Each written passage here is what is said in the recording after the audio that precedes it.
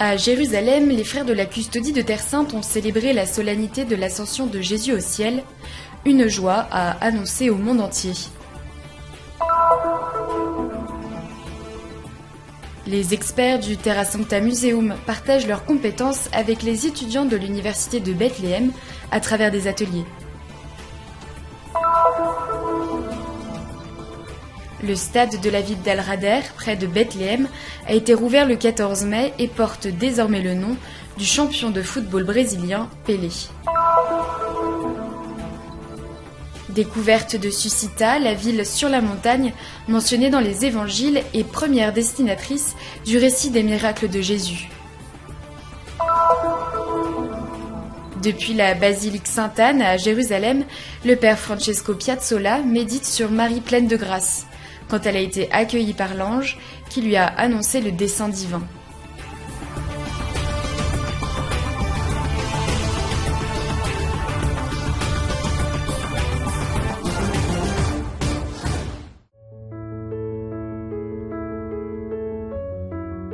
Le jour où nous célébrons l'ascension de Jésus à la droite du Père, le frère Luca Di Pasquale, franciscain de la province d'Assise, nous parle des signes et des paroles contenues dans le récit que fait l'évangéliste Luc de l'événement qui marque le début d'une nouvelle phase de l'Église naissante. Il racconto dell'ascensione lo troviamo al termine del Vangelo di Luca, ma anche all'inizio degli Atti degli Apostoli. Nous trouvons le récit de l'ascension à la fin de l'évangile de Luc, mais aussi au début des Actes des Apôtres. Avec cette technique narrative de l'enlèvement, Luc essaie d'une certaine manière de parler d'un aspect important.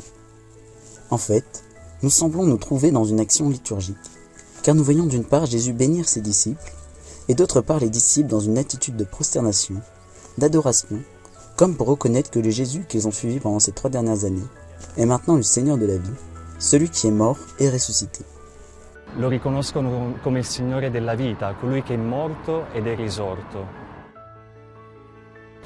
Ed è interessante che in questo brano, nel primo capitolo degli Atti degli Apostoli, si usa un verbo che ricorre molto spesso, che è il verbo guardare. Ecco, i discepoli sono fermi a guardare quello che... Il est intéressant de noter que ce passage du premier chapitre des Actes des Apôtres utilise un verbe qui revient souvent, le verbe « regarder ». Les disciples sont immobiles et regardent ce qui se passe, comme pour dire que tout ce qu'ils ont vécu avec Jésus, tout ce qu'ils ont vu, ils le voient jusqu'à la dernière fois, jusqu'au moment où il montera au ciel. Au même moment, 2 hommes apparaissent, 2 figures dans le ciel, qui semblent montrer les disciples, précisément parce qu'ils regardent en l'air. Ce n'est plus en hauteur qu'il faut regarder, mais devant nous. Il y a une mission, c'est-à-dire un temps long qui s'ouvre pour vous, pour la vie de l'Église, le temps de la mission, du témoin. L'ascension de Jésus au ciel n'est pas vraiment un cache-cache derrière un nuage. Il ne s'éloigne pas, il se rapproche. Bien qu'il ne soit pas visible, sa proximité prend une autre forme. Il est en nous, il est en chaque disciple. Dopo 3 anni in cui l'hanno ascoltato predicare, compiere guarigioni, hanno imparato ad amare. Après 3 ans passés à l'écouter, prêcher et à le voir faire des miracles, ils ont appris à l'aimer, beaucoup, mais à ne pas beaucoup le comprendre. C'est précisément à ce moment que Jésus aurait pu expliquer le mystère pascal qui vient de se produire. Mais il préfère monter au ciel pour donner l'Esprit Saint qui viendra avec la Pentecôte et laisser ses disciples dans le doute. Jésus a besoin de notre amour, cela lui suffit. Le doute fait partie du chemin de la foi. Le doute fait partie de notre tentative de rendre compte de ce que nous avons cru, vu et entendu. C'est l'expérience qu'ont faite les disciples, c'est aussi l'expérience de notre foi. Le doute nous aidera à accepter pleinement la présence de la parole de Dieu, une présence qui sauve, une présence qui nous annonce une vie pleine, une vie éternelle, qui sera là avec la venue de l'Esprit Saint. Una vita piena, una vita eterna che ci sarà con la venuta dello Spirito Santo. Et c'est précisément pour célébrer ce jour que, sur le mont des Oliviers, au lieu de l'ascension de Jésus, les frères de la Custodie de Terre Sainte, les prêtres, les pèlerins et les chrétiens locaux se sont rassemblés dès le mercredi après-midi pour les premières vêpres, les complis et la veillée nocturne. Le jeudi matin, la célébration solennelle a été présidée par le frère Ibrahim Faltas, vicaire de la custodie de Terre Sainte. Siamo gli unici che possiamo concelebrare, possiamo vivere questi momenti così importanti. Nous sommes les seuls à pouvoir concélébrer, à pouvoir vivre ces moments très importants de notre vie dans ce lieu saint. Depuis hier, à partir de 16h, nous avons commencé les prières et beaucoup de personnes sont venues à la messe. Elles sont venues de toute la Terre Sainte, de Galilée, de Judée, de partout pour être ici et rester toute la nuit, pour vivre ces moments avec Jésus qui nous a confié le soin de poursuivre ce message et de le communiquer au monde entier. Di comunicare il suo messaggio a tutto il mondo.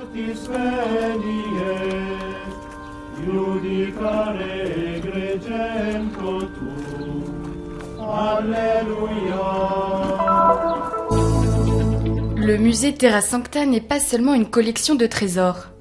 C'est aussi un véritable projet éducatif de sensibilisation au monde de l'art et à la préservation culturelle pour la population locale. Dans ce cadre, le musée a organisé le 12 mai un atelier de conception architecturale à l'Université de Bethléem, en coopération avec l'Université de Bethléem et avec le financement de l'Agence française de développement.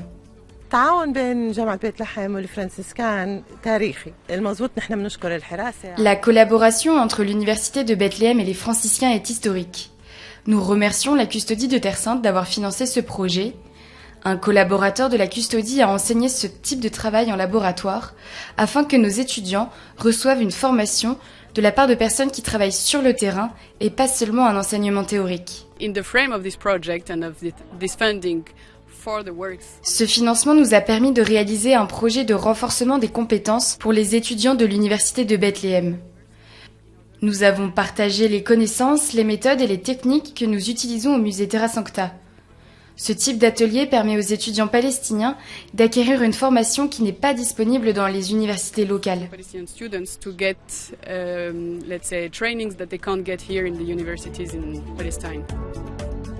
Le programme Antiquité et patrimoine culturel de la Faculté des Arts de l'Université de Bethléem a été mis en place au cours de l'année universitaire 2021-2022. C'est le premier du genre en Palestine. Cet atelier est très important pour les étudiants en archéologie car il leur permet d'élargir leurs compétences en matière de peinture et d'architecture.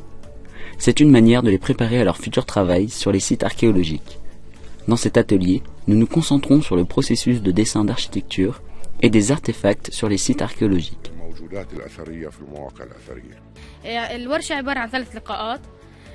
L'atelier comprend 3 réunions au cours desquelles nous apprenons à dessiner sur le terrain. C'est ce qui nous sera demandé dans notre futur travail lors des fouilles.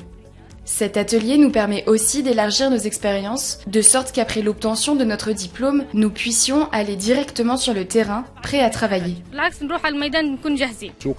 Le marché du travail palestinien a besoin d'étudiants qualifiés, capables de travailler dans les musées, les sites archéologiques, le ministère des Antiquités et du Tourisme ou les institutions civiles et gouvernementales qui s'occupent des antiquités et du patrimoine culturel.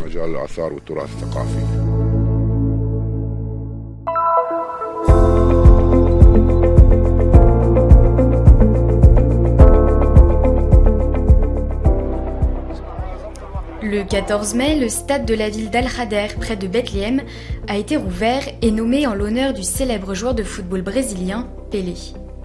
Le stade, construit en 2007 grâce à des fonds portugais, peut accueillir 6000 spectateurs. C'est le principal stade des équipes de la région. La cérémonie d'inauguration s'est déroulée en présence des présidents des fédérations de football du Qatar, de la Palestine, de la Jordanie et du chef du bureau de représentation du Brésil auprès de l'autorité palestinienne. O Ministério dos Esportes da Palestina resolveu fazer essa homenagem ao Pelé, dando o nome dele. Le ministère palestinien des Sports a décidé de rendre hommage à Pelé en donnant son nom à ce stade. Nous regardons les équipes olympiques palestiniennes et jordaniennes jouer ici. C'est un hommage du gouvernement et du peuple palestinien à notre cher Pelé. Le message de Pelé est un message de paix, de compréhension, de tolérance et de dépassement des difficultés qui peut être transmis aux jeunes. De tolerância, de superação das dificuldades, e sobretudo de força da juventude, possam ser transmitidas. هذا الملعب كمان هو مهم جدا لمنطقة بيت لحم خصوصا احنا بنعرف ان احنا عندنا Ce stade est très important pour la région de Bethléem, en particulier pour l'Académie des enfants sans frontières, une organisation très active à Beth Saour, Bethléem, Beth Rala, Jéricho et très bientôt aussi à Thébé, grâce à laquelle nos enfants peuvent apprendre à pratiquer ce sport. J'espère que ce stade sera un endroit sûr où ils pourront passer leur temps libre et pratiquer leur passion. Baptisé le terrain de jeu Stade Pelé, se veut un hommage à la contribution de ce joueur brésilien au football, un sport dont il est considéré comme l'un des plus grands joueurs de tous les temps. Il a remporté 3 fois la Coupe du Monde avec le Brésil et a marqué plus d'1 millier de buts au cours de sa carrière. Ambassadeur mondial du football, il a utilisé cette plateforme médiatique pour promouvoir la paix et le dialogue en tant que valeur sportive. La réouverture du stade Al-Rader sous le nom de Stade Pelé est un événement important pour le peuple palestinien. C'est un symbole d'espoir et de progrès, un témoignage du rôle du sport dans l'unification des peuples.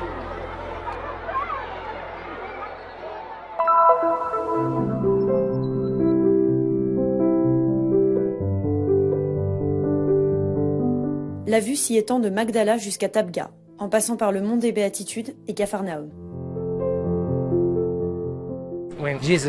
Lors de son sermon sur le mont des Béatitudes, Jésus fait mention d'une ville située sur une montagne qui ne peut être cachée. Selon les spécialistes, il s'agirait de la ville que Jésus voulait pour le peuple. L'ancienne Susita, ou Hippos, se trouve près du lac de Tibériade, sur une montagne du Golan dont elle tient son nom, car on dit de cette dernière qu'elle a la forme d'un cheval. Sa basilique romaine, recouverte de marbre blanc, devait être imposante et bien visible de toute la vallée.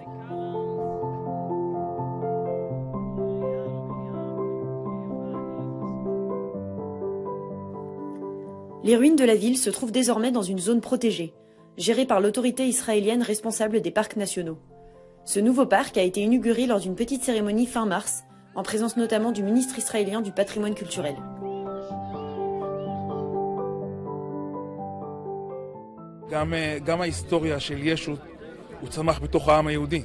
L'histoire de Jésus découle de l'histoire du peuple juif. Nous sommes tous des enfants d'Abraham, et la vision d'Abraham est la vision de toute l'humanité. En tant qu'enfants d'Abraham, nous partageons de nombreuses valeurs qui constituent la base sur laquelle nous pouvons dialoguer.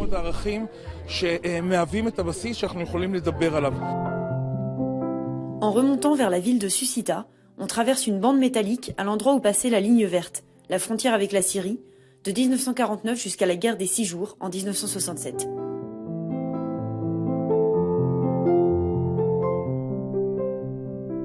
Les ruines anciennes, quant à elles, témoignent de la domination romaine et de l'ère byzantine. En allant d'est en ouest, sur le Decumanus Maximus, la principale voie antique, vous entrez dans la période romaine. Vous verrez le forum, la basilique et l'Odéon, et puis tout le lac de Tibériade devant vous. Et en revenant vers l'est, vous visiterez 8 églises construites à l'époque byzantine.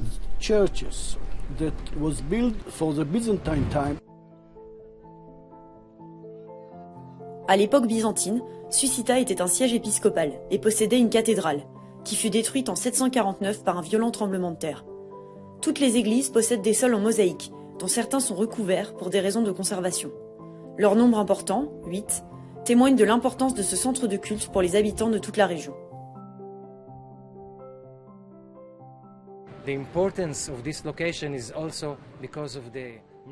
L'importance de ce lieu est également due au miracle des porcs, qui s'est déroulé ici, sur les rives du lac de Tibériade. Le récit du miracle a été rapporté par le miraculé dans les villes de la Décapole, et Susita était l'une de ces villes. Nous pensons donc qu'il s'agit du premier endroit où le miracle de Jésus a été raconté.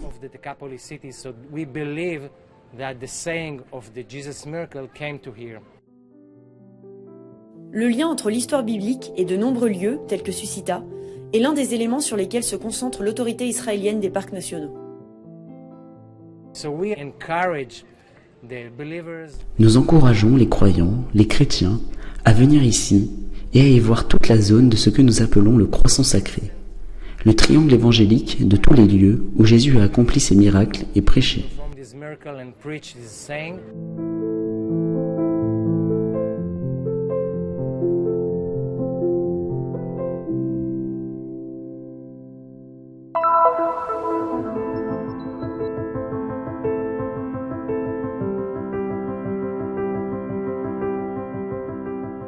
Maria piena di grazia. Marie pleine de grâce. Nous sommes dans l'église des Pères Blancs, missionnaires d'Afrique, l'église dédiée à Sainte Anne. Une tradition place le lieu de naissance de la Vierge Marie dans la grotte située sous cette église médiévale. Ricorda la nascita di Maria.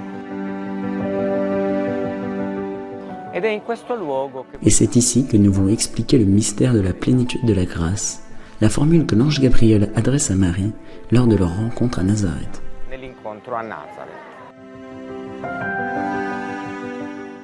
Maria piena di grazia, così la saluta l'angelo. Il termine greco è molto più pregnante che Marie pleine de grâce. C'est ainsi que l'ange la salue. Le terme grec est beaucoup plus parlant. C'est kécharitomene. Il exprime la présence de ce kécharis, cet amour bienveillant de Dieu, qui est gratuit et ne regarde pas nos mérites.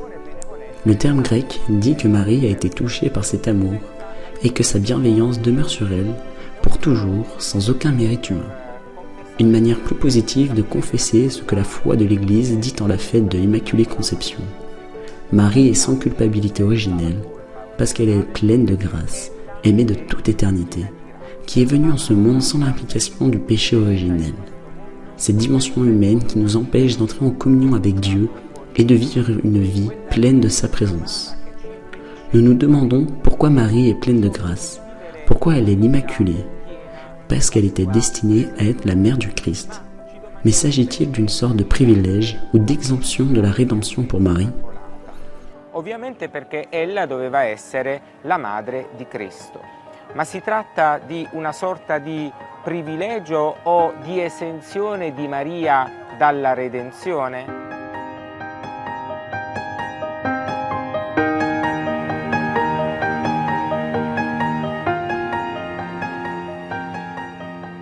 Siamo nella grotta venerata come il luogo della nascita di Maria ed è qui che torniamo sul tema della piena di grazia. Maria piena di grazia. Nous sommes dans la grotte vénérée comme le lieu de naissance de Marie. Et c'est ici que nous revenons au thème de la plénitude de la grâce. Marie pleine de grâce, Immaculée Conception, est un privilège qui l'exemple de la rédemption du Christ. Le Christ n'a-t-il pas aussi racheté sa mère? Bien sûr, mais à la manière d'un verset par rapport à nous. Dans la prière de collecte de la fête de l'Immaculée Conception, nous disons que Marie a été préservée en prévision de la mort du Christ. La rédemption a donc fonctionné pour Marie, mais pas de la même manière que pour nous. Nous recevons le pardon, la réconciliation avec Dieu par l'annulation du péché. Il se passe quelque chose de particulier en Marie. Le mystère de la rédemption opère encore plus efficacement parce qu'elle doit entrer dans ce monde sans la culpabilité originelle. Il est clair que Marie reste fidèle à Dieu, lui obéit, même après sa conception. Dans ce mystère, le plein de grâce est un modèle. Nous aussi, nous devenons saints et immaculés dans l'amour par le baptême. Nous recevons une nouvelle dignité. Nous sommes fils et filles de Dieu. Et comme Marie, nous sommes appelés à conserver, à cultiver cet état de grâce dans notre vie. Demandons à la Vierge Mère, dans le lieu de sa naissance, de pouvoir l'imiter dans un chemin de foi qui nous fait dire notre oui à Dieu. Vergine Madre, nel luogo della sua nascita, di poterla imitare in un cammino di fede che ci faccia pronunciare ogni giorno il nostro sì a Dio.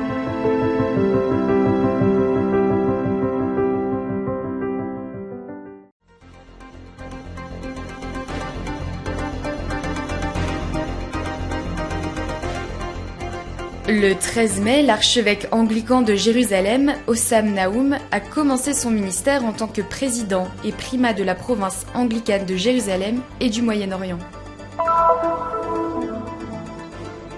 Le 15 mai, en la fête de Saint Jean-Baptiste de La Salle, Monseigneur William Chomali, vicaire patriarcal pour Jérusalem et la Palestine, a présidé une messe dans la chapelle des Pères Lassaliens à Jérusalem.